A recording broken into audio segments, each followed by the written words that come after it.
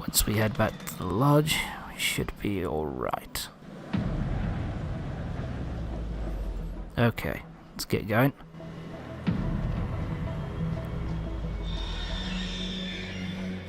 Ooh, something shining. I can see it in the distance. What is it? What is it? What is it? Oh, why did I do that?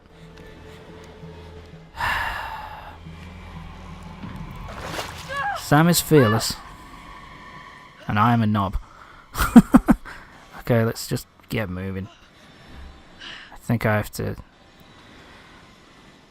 Can you walk around? I don't know whether you can. You probably can't. Shit. I'm being followed by something. Climb out. Here we go. Let's get the fuck out. Time to run. Let's get moving. Okay. I think now, yeah, we're heading to the very, very, very tail end of the game now. Pretty much the very last section. Yep, so I have to drop down here.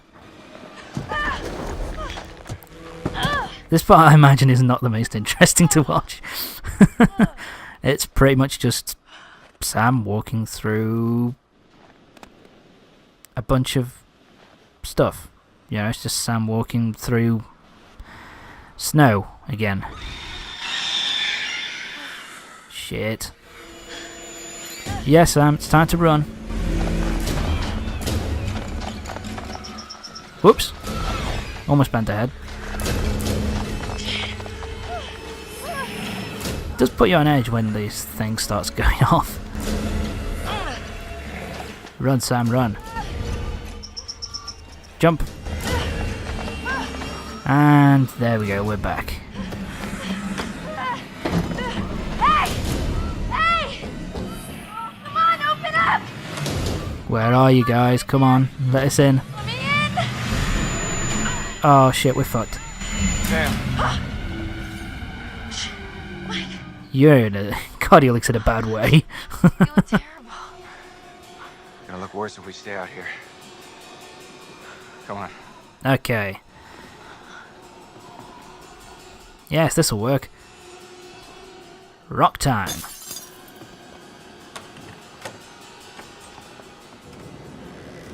Okay. Right, let's get in here. Let's see what's going on. Mike, what happened to Josh? About that. Awful way to go. He's kind of dead.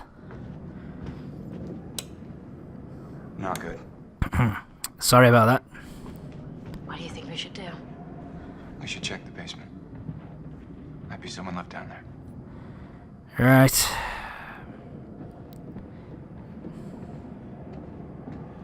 I'll follow your lead, Mike. You know what you're doing. Right, let's get the fuck out.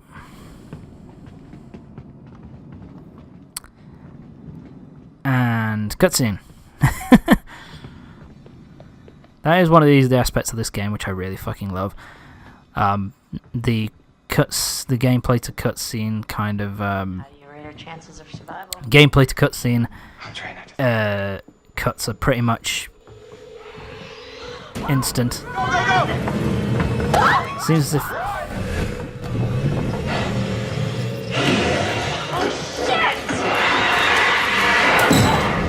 I would say that I was going to say what was her name?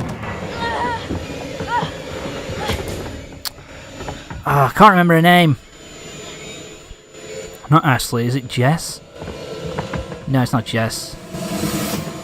It's... Fuck. That other girl, what's her name? Emily, there you go. Fucking hell. Emily pushing over Ashley there was a bit of a dick move.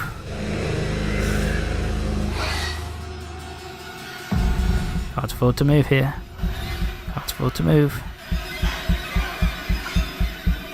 Please stop.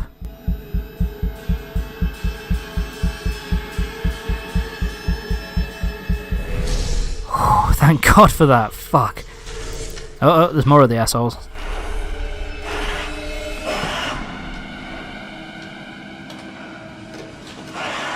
There's a few of them. And this is the first pretty much real confirmation, I think, that there are multiple Wendigos in the game. Oh my god! My god! He put him through the stairs! Unbelievable, really. Idea. That's what I imagine him saying there. Although that face is a bit gurney, I have to be honest. So, yeah, Mike's idea is he's going to break the light bulb here.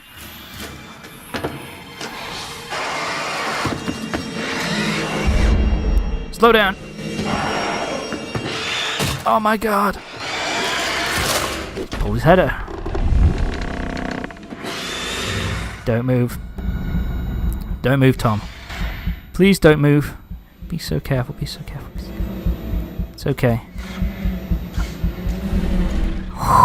Survived just about. Be stronger, Mike, for God's sake. Chris gets away. So yeah, pretty much what your options are here is you've got two options. You can either save Mike or you can run to the switch. I'm going to save Mike here. The reason being that if you save Mike, then that means Emily can get away. But it's at the risk of losing Sam here. Can't move. Can't move. Can't move. Takes forever. Thank God. Holy shit. That was close. So yeah, I'm going to hide here. And that allows Ashley to get out. Yay. So now once again, can't move.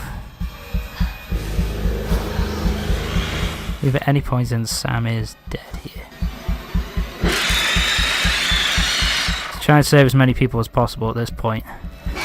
No, I didn't move! That's bullshit!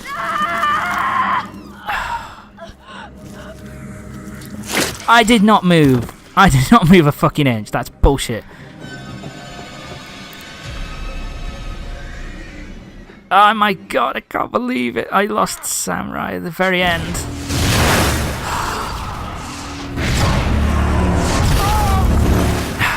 For fuck's sake. God damn it, I was one... Ugh! I must have slightly twitched. How? That is bullshit. That's bollocks. I did not move. Okay. Face. But I did save Chris, Ashley, Mike, and Emily. I lost Sam, I lost Josh. I also saved Jess. I lost Sam, I lost Josh. And I lost Matt. But overall, I'd say that wasn't too bad of a run. I've certainly done worse, and I'm not going to be talking or giving my final thoughts just yet. Yeah, so then it goes through who died in your group. He died at 2:55. 6:52, 8 minutes away from dawn. I'm so unhappy about that. That's bullshit. That's so bullshit. And Josh. I think Josh probably had the worst death, just having his skull crushed. And everyone who survives then has these little, they have these little police interview videos, which are pretty interesting to see what they say. Did anyone else in your group think that? Well, yeah. Is it possible they could have killed him? What? No. No, you don't understand. Don't you understand? If he attacked you, He saved my life. And I watched him die. Yeah. I heard Jessica. I don't know how or why she was down there, but I know I heard her. He held it right up to my face. Right here, right in front of my nose, and he could have shot me. He almost shot me. This is what Emily's one where you find out that the one where she's saved, and she starts talking about it, and she basically I was pins it on Mike is a bit bullshit. and, taken, and What did you see? I don't know. I don't know. He was out of his fucking mind. He wanted to hurt us. Okay? And I thought he was the one who attacked Jess. Yeah. I stabbed him and I tried to get away, but I didn't know. I swear I didn't know. Didn't know? Who did you stab? Oh, I stabbed the maniac. I didn't know it was Josh, but then he was the psycho. And how was I supposed to know Josh had all the saws and the gun and oh my god. Yeah, trying to explain it to police does sound a bit mental, doesn't it? No, not yet. Oh god, he's dead. Isn't he? Why do you say that? Yeah. Oh, no. He's just... Oh my god, I was such a bitch, and I maybe could have helped him. Maybe I could have saved him. With Ashley, she told her she tried to help you. She said she heard you calling out. Not me. Interesting. What do you remember? He came for me. He did. Came for you? Where is he? Did he make it? Josh helped us. And then... Fuck, man. That thing, okay? The Wendigo. It came out of the darkness and it just... I don't know. I heard screaming. I got out. Yeah.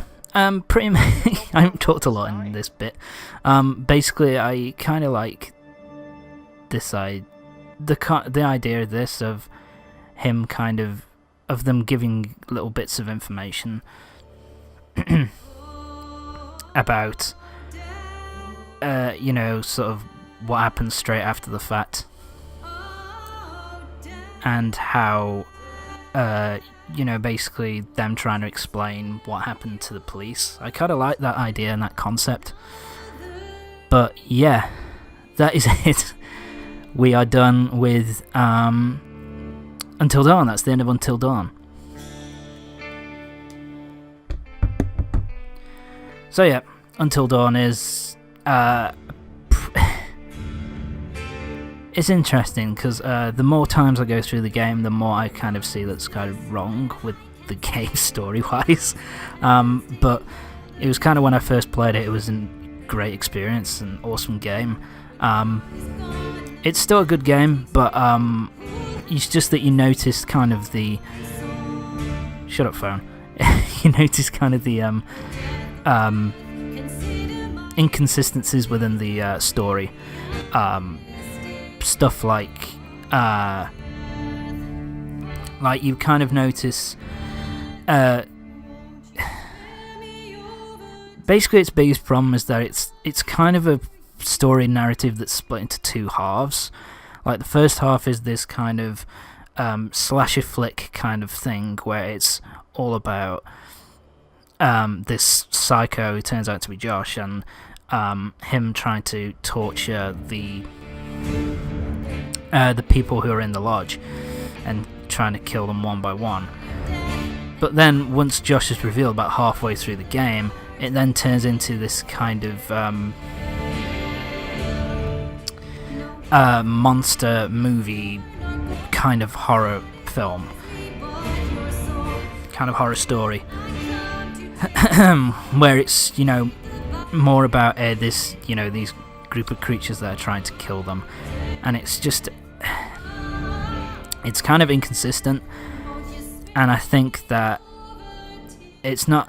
Here's the thing, it's not badly written, and it's also the characters aren't badly written or anything like that. But the biggest like I say, it's just the biggest problem is they seem to want to do two things in one story. Like they wanted to kind of mesh the two stories kind of together quite seamlessly, and they don't quite pull it off. They can't quite pull it off. And it does feel like a kind of narrative. The narrative just feels like there's a hard cut in the middle. Like, so the first half is more about the psycho, which turns out to be Josh, and the second half is more about these creatures coming out of the woodwork, slowly killing everyone. It's kind of a odd situation, I think. But yeah, other than the story, the characters are all... It's kind of interesting because when I first played the game, early on, there was no characters that I liked at all. Apart from maybe Sam, but that was about it. The rest of them I just thought were either douchebags or kind of assholes. I just did not like them. And then throughout the course of the game, I grew to like them a lot more. And through the second playthrough, now this is my second playthrough basically, and through that, learning how to keep more of them alive, you get to learn more about their characters, and it just makes me like them a little bit more than I did. So I would say that it does a good job with character development, and it does actually do a better job with that than a lot of your stereotypical teen horror movies, slasher movies. It does that job a hell of a lot better, I would say, than most kind of this kind of story type do. So I think it does a good job with that. I think the graphics are amazing. I think the music is pretty good. I really like the main theme of the game. There isn't a lot of music during the game, I guess, but it's more kind of used for when music is used, it's kind of more for atmosphere than it is. The more atmospheric pieces than they are kind of out and out good pieces of music. So I guess that's not really a problem. So music-wise, it's enjoyable. Just not really memorable, I guess. Yeah, I guess that would be the best way to put it, is that they're not memorable pieces, but they are well constructed. Graphically, the game is absolutely beautiful. It's probably, along with The Order 1886, probably the most beautiful and graphically good game on the whole PS4, I would say. And it's also up there with some of the most good-looking games on this generation so far, either on Xbox One, PS4, or Wii U. So it does a really good job with that. Gameplay-wise, I think it's hit or miss, depending on who you are. For me, I really like these kind of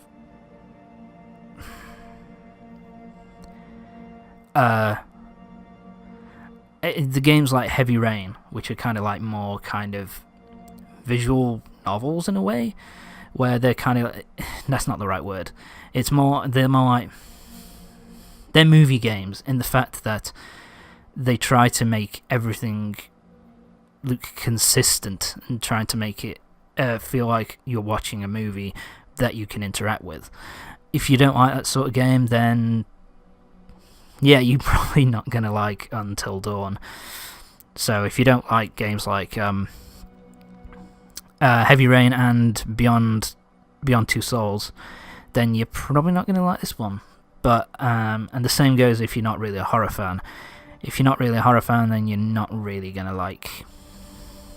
Then you're also not going to really like this game. And these credits are going on for fucking ever. But yeah, so if you don't like these kind of games, then chances are you're not going to like this game, to be honest. But, the gameplay's decent. I think the characters, the movement of the characters, I think is a bit too slow. Oh, that's interesting. Beth and Hannah were played by the same person. That's interesting. Whatever. Sorry. But yeah, I love the way that basically the analog control is a bit stiff.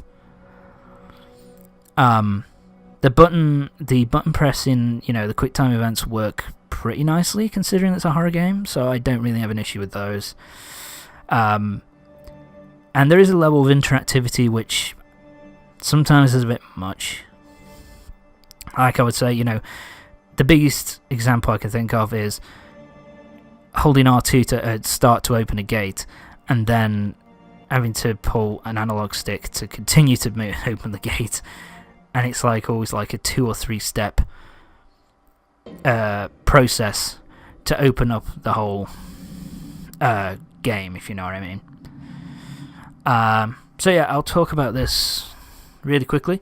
So once you finish the game once, you can then go into the episodes. So you can start it last year, which is, I think you get this. This is basically the prologue that you get when you buy the game new, so pretty much, and then you can go through Memento Mori, Jealousy, Isolation, Malevolence, Dread, Psychosis, Violence, Revelation, Karma, Resolution, and the credits. And this is pretty good if you are that kind of person who needs to go through and find every single clue. I'm sure you can find loads of guides online. I've done pretty well from the looks of it. Yeah, I've done pretty well. I've tried to get everything, and these are all the options. These are all the butterfly effect things. So if you click on that, it tells you any of your business. Sam looked at Chris's incoming message. Chris was offended by Sam's indiscretion. And Chris criticized Sam for being nosy. So yeah, there are different options. So these are all the things that you can. These are all the choices that I made throughout the course of the game. There are other choices that you can make as well. And that's pretty much it. Bonus content unlocks. You've got meet the cast, making a scene, the science sphere, 1,000 pages of the score. From stage to screen part 1, stage to screen part 2. What in hell's name, and bringing it to life. So they're a little bonus. So it has a lot of good little features, I would say. There's a lot of content here for you to browse. You can also just click on New Story, and what that does is you can just start straight from the beginning and do a playthrough, fresh playthrough straight from beginning to end. So yeah, I'll just finish off by saying that in terms of the gameplay is fun. The story is pretty good. It has its issues, but it's pretty good. And I'll also say that graphically this game looks absolutely stunning, and I think the voice acting in it was also really great.